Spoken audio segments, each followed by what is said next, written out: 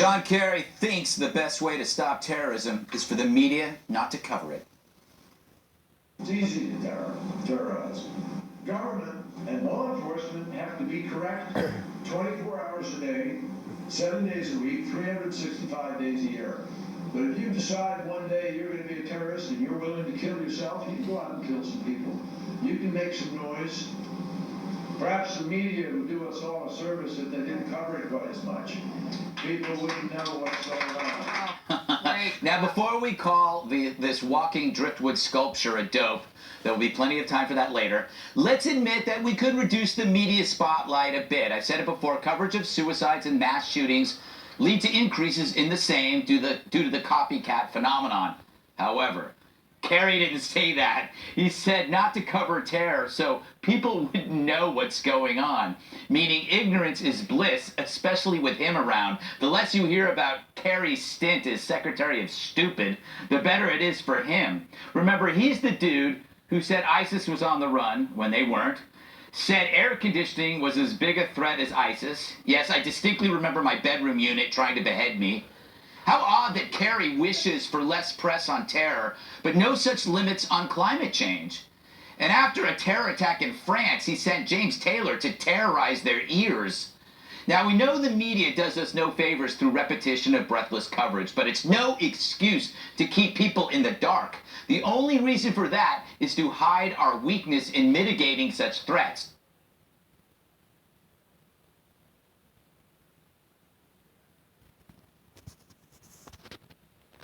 If the public's unaware of terror, then they're also unaware of how badly we fight it. Terror just becomes some random thing like the lottery or lightning. But Kerry's role is a sad legacy, so no wonder he wants to hide it. I'd do the same. So, Melissa, what do you think of his advice? We've talked about the fact that how, like, when the media keeps focusing on one thing, people copycat it. But he's saying just don't cover it all because you don't want anybody to know. Yeah, it's always the damn media's fault. Everything. I mean, it can all be traced back to this, faceless media that does everything. Who would do that? He discounts social media. Yeah. I mean, social media is where a lot of all the information is going on, where, ISIS is doing all this recruiting, where you instantly hear about any sort of terror attack, and where they put up the pictures that we won't even show on television. So it's not the media. You do have to somehow dampen the allure. I mean, that's one of the things that people talk about, but you do that with the military, not by limiting information. Mm-hmm. Eric, he would never say this about, say, like gun violence in America or climate change, the issues that are dear to their hearts. Those pesky media, if they just didn't keep digging into that Benghazi stuff, we would have gotten clear away with it. No one would have known.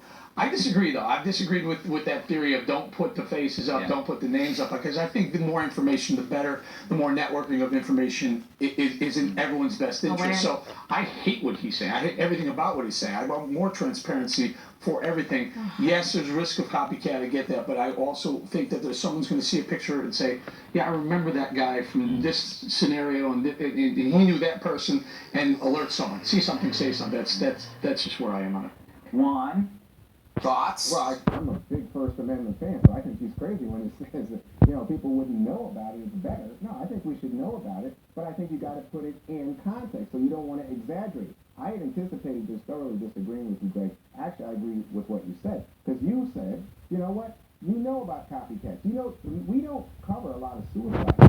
We don't publicize them for a reason. Yeah. Same thing with bomb threats or people who run across the outfield naked. That's one of the examples they use. Is they no longer show people running across because it encourages. Yeah. So we as a media know how to behave responsibly. When it comes to terror, we love to fan the flames of fear. So that's also true. It's one of these things where you have to have two things in mind. Yes, First Amendment, very important if you want to know it, and also in the age of the internet, you're going to know it. I mean, I don't know who's going to keep it from, but I do think that there is such a thing as responsible behavior. And like today you had the number 2 guy in Al Qaeda and ISIS killed the guy who was the head of their Western operations, thought to have been in charge of the attack in Paris. That gets less attention than if any terrorist act to occur. You know why? He was the head of PR, so they didn't have any more PR.